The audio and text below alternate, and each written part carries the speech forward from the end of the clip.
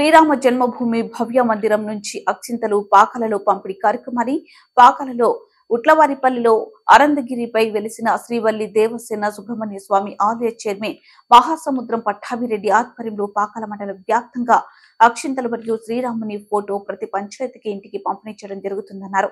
ఈ కార్యక్రమంలో విశ్వ హిందూ పరిషత్ సభ్యురాలు మాట్లాడుతూ విశ్వ హిందూ పరిషత్ ఆధ్వర్యంలో అయోధ్యలో రామ మందిర నిర్మాణం జరిగిందని, అయోధ్య నుంచి అక్షింతలు అన్ని రాష్ట్రాలకు పంపిణీ చేయడం జరిగిందని, అన్ని రాష్ట్రాల నుంచి ఆయా జిల్లా మండల కేంద్రాలకు పంపిణీ చేశారు. ఈ కార్యక్రమంలో భాగంగా తిరుపతి జిల్లా నుండి పాకాల మండలానికి కూడా అయోధ్య రామ మందిరం నుంచి అక్షింతలు మరియు శ్రీరాముని ఫోటోలు అందాయని, ఈ అక్షింతలు అయోధ్య రామ మందిరం 22 జనవరి 2024వ తేదీ అయోధ్యలో బాలరాముని ప్రాణ ప్రతిష్ఠ చేయడం జరుగుతుందని, ఈ రోజు ప్రతి ఇంట్లో ఉదయం 11 గంటల నుండి 12 గంటల 30 నిమిషాల మధ్య ప్రతి ఒక్కరూ అక్షింతలు నెత్తిన చల్లుకొని శ్రీరాముని ప్రార్థించాలన్నారు.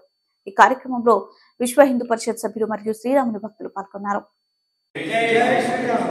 అయోధ్య నుంచి అక్షింతలు అన్ని రాష్ట్రాలకు వచ్చాయి, రాష్ట్రాల నుండి అన్ని జిల్లాలకు వచ్చాయి, అన్ని జిల్లాల నుంచి మన తిరుపతి జిల్లాకు కూడా ఒక కలసం వచ్చింది, అక్షింతల కలసము.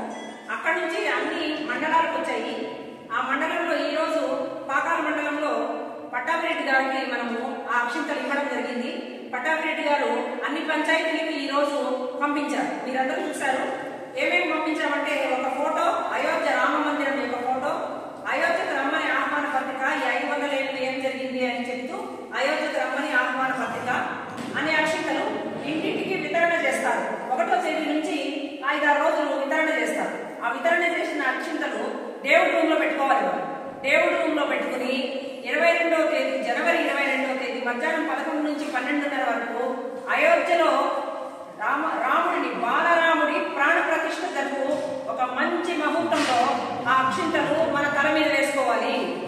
రాముడు 500 సంవత్సరాల తర్వాత మళ్ళీ అయోధ్యకు వస్తున్నాడు కాబట్టి మనము పండగ చేసుకుని ఇంట్లో కొబ్బరికాయ కూర్చుని గుళ్ళలో పారాయణం చేసుకుంటూ అక్షింతలు తల మీద వేసుకుని ఆ రోజు సాయంత్రం దీపావళి చేసుకోవాలి.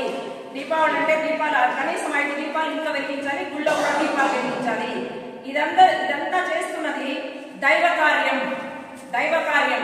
మన హిందూ సాంప్రదాయం రాముడు మన దైవ కార్యం. మన పిల్లలకి ముందు అందించడానికి ఇది ఒక మెట్టు మాత్రమే. తర్వాతంతా మన సాంప్రదాయాన్ని, మన సంస్కృతిని, మన దేశ సంస్కృతిని కాపాడే పనులు విశ్వ హిందూ పరిషత్ చేయడానికి మొగ్గు చూపుతూ ఇప్పుడు ఈ విశ్వ హిందూ పరిషత్తే రామ మందిరాన్ని స్థాపించింది.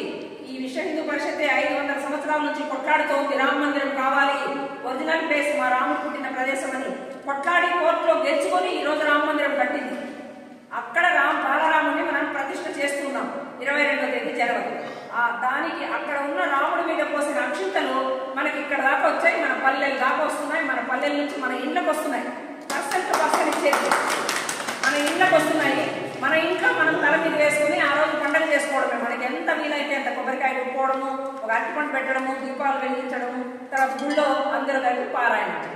ఇదంతా చేసి మన పిల్లల భవిష్యత్తు, మన దేశ భవిష్యత్తుని మన సాంప్రదాయంతో రాముడితో ముడిపెట్టి మనం అందరూ సుభిక్షంగా ఉండాలని చెప్పి ఆ రాముడిని నేను వేడుకుంటున్నాను. జై శ్రీరామ్.